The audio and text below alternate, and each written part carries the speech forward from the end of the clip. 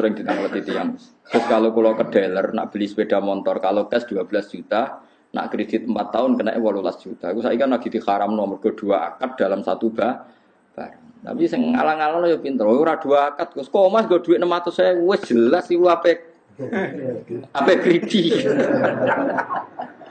Bata fikir-fikir.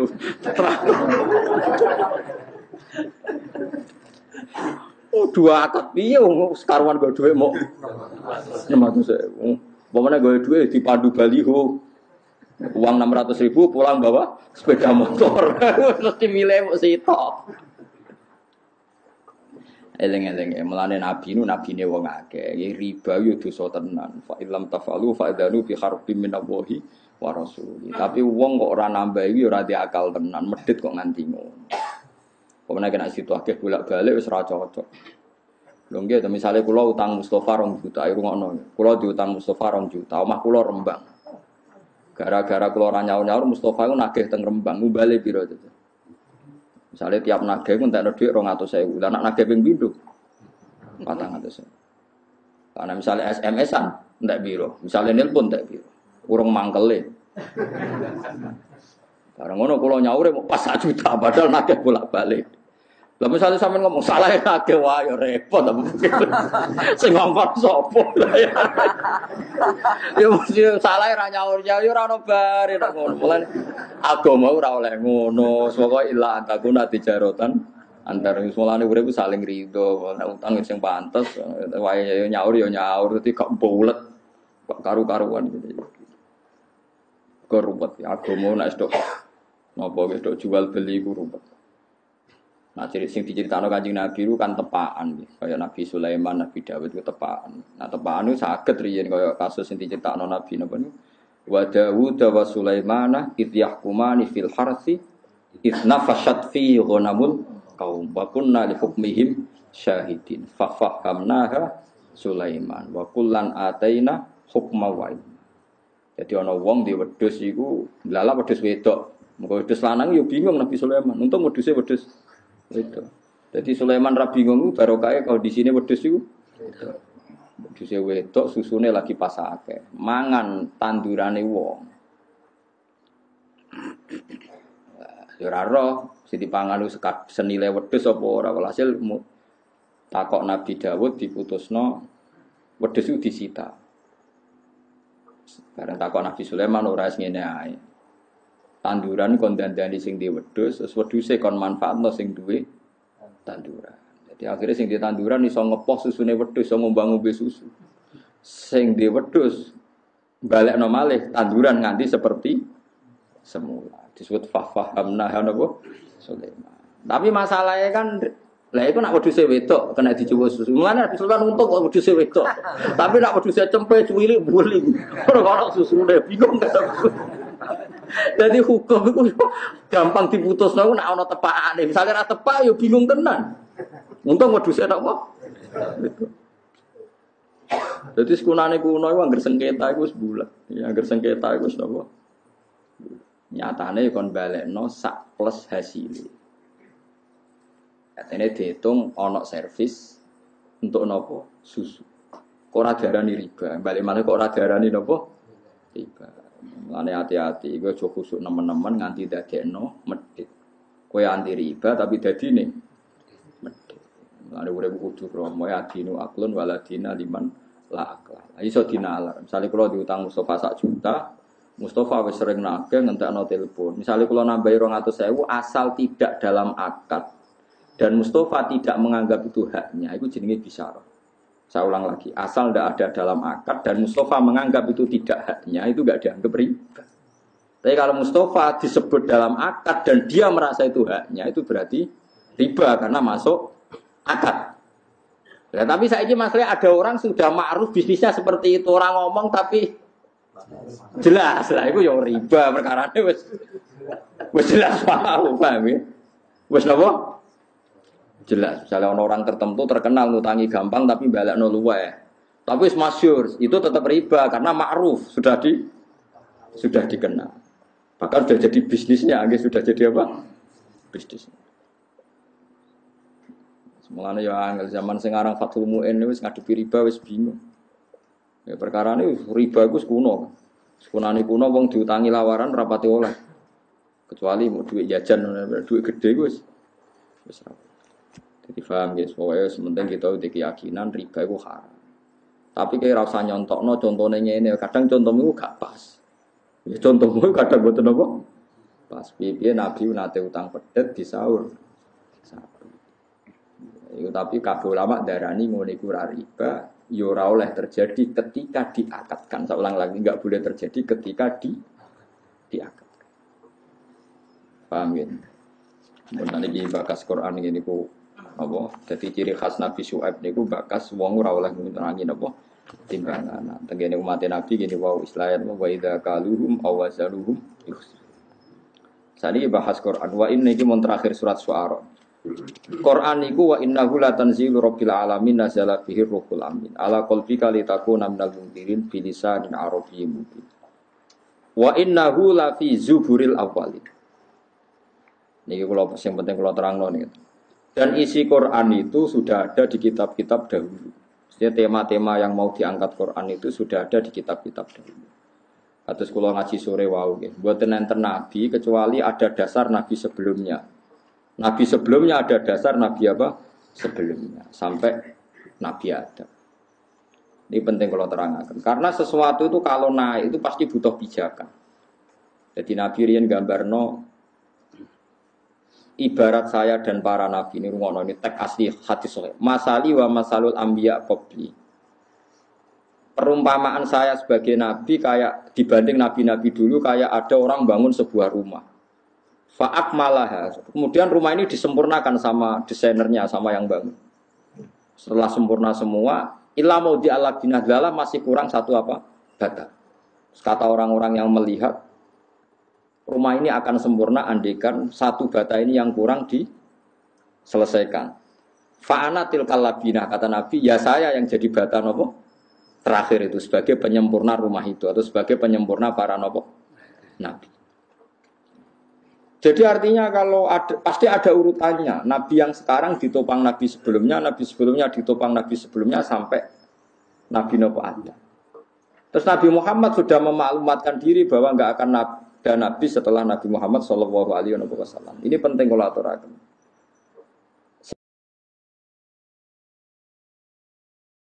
Sebab kesalahan orang sekarang itu dianggap salahnya orang dulu. Mboten saged diwali. Jadi ngeten nggih sampeyan tak warai ilmu toreko. Ya niki kula nate nerangno teng kajian teng budi-budi kula nerangno masalah silsilah. Nabi Muhammad itu ya ana aneh. Ya, logika agama itu aneh. Nah, sampean gak mikir wae. Fa kaifa idza ji'na min kulli ummatin bisyahidi wa ji'na bika ala haula'i napa syaitan. Jadi nanti Nabi Nuh itu ditanya, "Nuh, kamu itu sudah melakukan tugas kamu sebagai nabi belum?" Ampun Gusti, seksim sapa? Muhammad. Nabi Ibrahim ditanya, "Kowe nglakoni dadi nabi enggak?" Seksim sapa? Muhammad. Kan aneh cara teori akal. Nabi Muhammad yang datang kemudian yang enggak menangi periode ini Nabi Nuh, Nabi Ibrahim, tapi nanti yang jadi apa? Saksi. Logikanya kan jadi saksi itu yang menangi atau yang menyaksikan. Nabi Muhammad itu tidak menyaksikan. Karena logika agama itu logika mata rantai. Rumahnya logika apa? Mata rantai. Mata rantai itu gini. Misalnya catokan pertama itu kuat. Terus ada rantai satu butiran apa jenenge? Untean itu apa? Bolongan itu apa? Gelangnya cincin ya cincin. Setiap rantai itu kan berarti satu cincin. Terus dijadikan apa? Rantai. Nggih, silsilah jadi dalam bahasa Arab napa? Silsilah mata rantai. Kalau lingkaran cincin ini cek nyatok, berarti atasnya bisa dicatoki.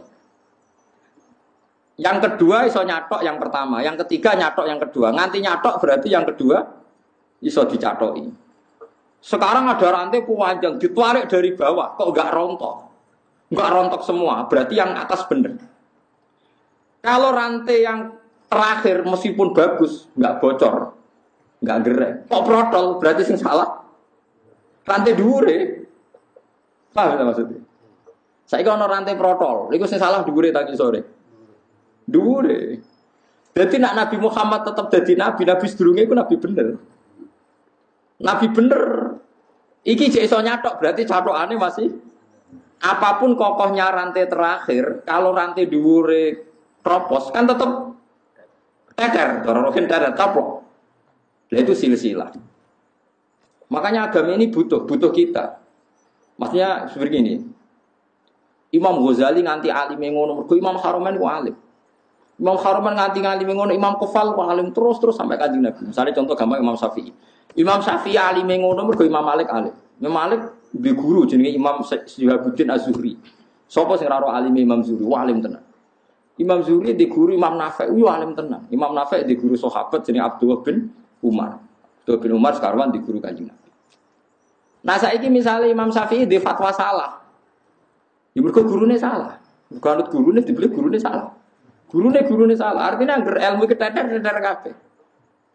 Mulane misalnya sakniki kula kok gak ngalim misalnya, kula ora ngalim terus keliru. Kula teter. Sok ben gurine luwe teter. Mergo dicatoki raket nek coplok. Lah mulane angger wong guri bener berarti dhuwure bener. Jadi misalnya sakniki ngeten. Nyuwun sewu, misalnya sakniki ngeten. Sampai nak muni syahadat kan asyhadu alla ilaha illallah wa asyhadu anna muhammadar rasulullah. Wis madhep kok ngono ae nggih, ora usah ono terusane, paham nggih. Kudu mandek aja kok wong Jombang, sedekah kono tok terus mandek wis. Wa asyhadu anna muhammadar rasulullah. Syahadat iki kok nganti bener, perkarane dhuwure bener. Mergo gak mungkin nak dhuwure salah kowe bener. Kowe balene gak mungkin nak dhuwure salah kowe bener mergo dhuwure bener. Dadi kok angger ngetes kiai ning gone bab ilmu sanad gampang. Ngger Mustofa takoki, "Mus, kiai maca syahadat." Bener berarti gurumu bener nganti tok kanjeng Nabi bener. Tapi sekali dimulai dari yang salah, misalnya Mustofa kok maca syahadat, wa anna jari habibullah misalnya, bahasa Arab misalnya. Anggo guri-gurine syahadatnya telu. Engko berarti protole mulai iki. Lah kok ketara mulai ra bener iki tersangkane iki mergo marahi napa? Mari napa ora bener protol iki. Nah, mulane sekarang saya sama tak bedai. Rantai sing kuat, ukuran kuat kan ditarik kok ngisor. Nggo ditarik kok ngisor kok gak protol berarti sampai dhuwur kuat. Nah, mulane sing dadi saksi benere Nabi ku Nabi sing paling terakhir. Paham kira maksud. Mergo rantai ditarik kok ngisor kok ora protol, berarti ngisor sampai dhuwur kuat. Berarti nek nganti ngisor kuat berarti sok mendhuwur kuat. Ora iso diwalik. Misalnya ditarik rantai kedua, ditarik ora protol. Kan ra jaminan ngisor gak protol, tapi nek ngisor ditarik gak protol berarti dhuwure. Nah, ketika Nabi Muhammad ngendikan dengan segala kesempurnaannya, Nabi ini bener berarti dhuwure bener. Mulane saksine ku sing terakhir. Paham sih kalau maksud itu disebut silsilah, disebut apa? Silsilah. Mulane cara Ki Jawa aja kepaten obor, kepotan silsilah. Kalau nurian dereng ngapal Al-Quran, dawuh bapak, hak buyut-buyut itu ngapal Quran. Sekali kira hafal kepaten obor, itu pasti. Misalnya bapak kalau hafal Quran, akhirnya anaknya mesti ono sing isin rapal, meskipun satu keluarga itu, meskipun satu harus ada yang hafal. Misalnya saya hafal, bapak saya, mbah saya, buyut saya hafal. Sekali saya ada hafal, nanti anak saya ada hafal itu lebih gampang. Serapal rapopong bapak ya hafal. Enggak butuh kula lebih gampang. Bapak bebah ya ora apal. Lalu kok sampean goblok wis bener. Artinya tenang aja kan. Artinya kan memang enggak masalah kan. Apa salahnya kan? Bapakku wis goblok malah kadang do muni ngono.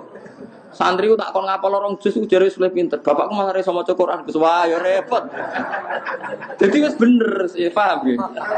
Sekarang kita ngadepi goblok wis bener mergo bapake goblok. Dan ndak aneh mergo bae wis goblok, buyute goblok. Kowe ku tradisi kan? Paham sih kalau maksud? Berarti gobloknya sampean beralasan ndak? Sangat-sangat beralasan. Ndak ada masalah macam wis. Wes lumayan. Wes kan. Jadi keadaan sekarang ini lumayan jadi Mustafa wis bagus.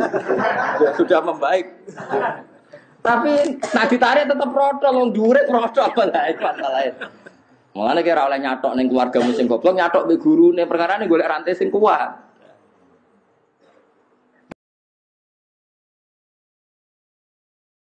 Tapi aku mau mbok cacoki misalnya. Jadi mulane agama iku butuh silsilah. Ukuran silsilah ku sing ngisor. Mulane bukti nek Indonesia ku alim-alim, nganti saiki sing wong Indonesia alim ya alim tenan. Nggih, wong Indonesia ku alim-alim lho. Riyen Syekh Mahfud yo alim tenan. Ngantos sakniki wonten Mbah Mun, wonten Mbah Dimyati Pandeglang, terus wonten sinten Mbah Fadl Senori, alim-alim tenan. Nanti sakniki cak nom-nom nggih wali. Lah sampean sing the best teng Mesir rata-rata ge cah Indonesia. Mergo mbah bae alim, gurune ya alim. Sekali wis ora alim yo bluwet kabeh mergo ono sing mulai bodho. Lan kok sampean bodho tenang, wis ono sing ngawiti ngono wis ya bener maksudnya wis. Dia jenenge silsilah, napa mata napa rantai. Mulane kaya kula kok sekali coplok, bahaya teng anak kula. Anak kula coplok luwih bahaya. Mulane corong Jawa aja kepaten obor-obor sekali mati ku silsilahnya nanti napa panjang. Nah, saiki Nabi Muhammad sallallahu alaihi wasallam ku nabi sing bener. Berarti dhuwure ya bener, dhuwure ya bener. Mulane nabi dadi ukuran napa terakhir. Iku mau ana boto kok iso nempel kuat, berarti ngisore kuat. Ngisore iso nempel kuat berarti kuat. Nah ngisore ra kuat mbok boto iki kuat kan tetep asli. Wong tempelane mboten napa? Mboten kuat. Ngene iki sok ben niku mulane medeni wong kok sampean barang sok ben sik kuat gak dadi boto bar kula mati misale ngono tambah aslek perkara repot. Berarti dimulai kok kuwi ora melok-melok iku perkara. Nah, cuma aku sebenarnya aslek langsung leren ae aja gawe mata rantai. Kok gawe mata rantai kesalah. Itu disebut agama iku silsilah. Angger rantai paling dhuwur bener ngisore bener ditarik ngisor. Tapi yang kok angger protol sing protol iku dimulai salah. Dianggap hilang. Iku sirine kena apa sing dadi saksi para nabi kok Nabi Muhammad. Dadi cara rantai kok jumlahe 20 atau 100. Ditarik kok guri ora coplok, berarti bukti semuanya kuat. Jadi rasa dicek satu-satu tarik kuat dengan ukuran berapa kok. Wah berarti kuat semua. Kok gak mungkin salah satu kropos gak protol mesti orang sing protol. Iku mulane saksi ku sing wong guri. Mane wajib nabika ala haula inapa syahidati fa kaifa idza ji'na min kulli ummatin bi syahidin wa ji'na bika ala haula'i syahid. Muhammad nanti setiap umat itu saya datangkan sebagai saksi dan semua umat zaman dulu saksinya adalah umat kamu dan semua nabi zaman dulu saksinya adalah kamu. Mergo logikane tadi wong ra menahi udah dadi saksi yo gampang gak ngerti ubah-ubahno kok cek ra protol kabeh berarti dhuwur-dhuwure yo bener. Nanti kata sekolah misalnya mau coba Jalalain, ya bener. Guru kula nggih maca Jalalain, gurune maca Jalalain. Nah, materinya Jalalain sampai ada Rasulullah. Sekali ada yang merubah, ya terus ra bener. Paham maksud? Sekali ada yang merubah terus ya contoh nyuwun sewu kayak aliran sesat. Madzhab tertentu yang sesat. Ya salah terus salah, ya terus salah terus. Umpamanya guru-gurunya dulu babahnya napa? Babahnya salah. Kowe ku angel Kang dandanane kok aliran sesat ku angel. Wong sesat iki di kitab panduan dewi. Kadung sesat. Sampai yo kula nu gadah guyonan kathah tentang napa aliran-aliran sesat pun ruwet.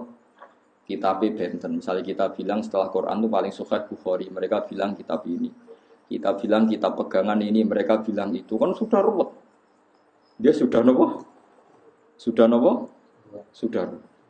Nah, kita ini bejo mulane ketika Kanjeng Nabi, agama ini, ilmu ini agama. Kamu harus melihat guru kamu itu siapa. Sampai wonten makalah man ta'allama bila syekhin fa syekhuhu setan. Orang belajar tanpa guru itu pasti gurunya setan. Kenapa kok gurunya setan? Karena kebenaran itu tidak bisa berdiri sendiri.